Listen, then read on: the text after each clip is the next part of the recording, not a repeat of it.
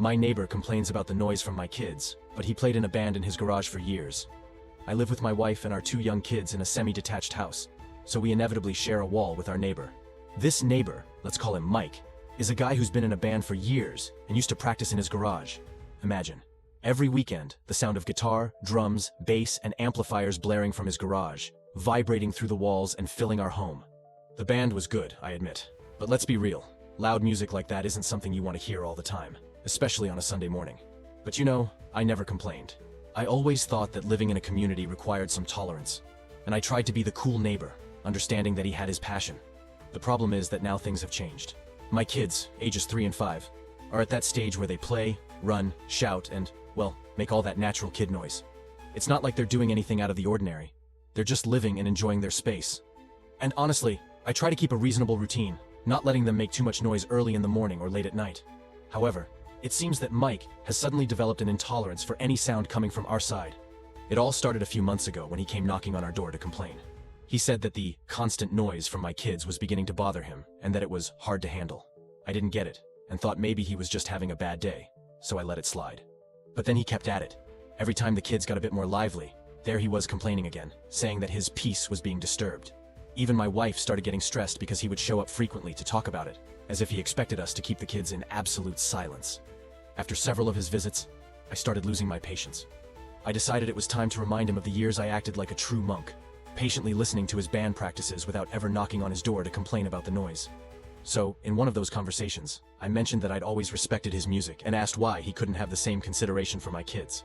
And to my surprise, he got offended. He said it was different, that the band's noise was something temporary and productive, whereas the kids' noise was constant and purposeless. Honestly, I was left speechless. In his mind, the band practice was acceptable, but the sound of kids playing, something natural and a part of their development, was a serious problem. I wondered if he really thought music was art, and children's play was not. I started realizing that he basically couldn't stand anything outside of his control.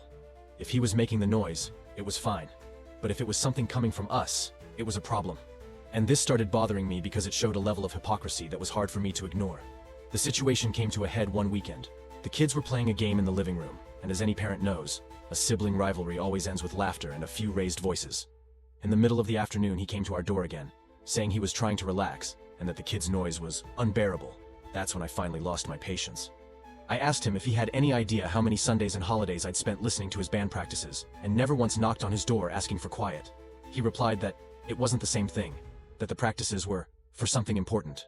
At that point, I snapped and said that for me, the sound of my kids' laughter was just as important as any band could be to him.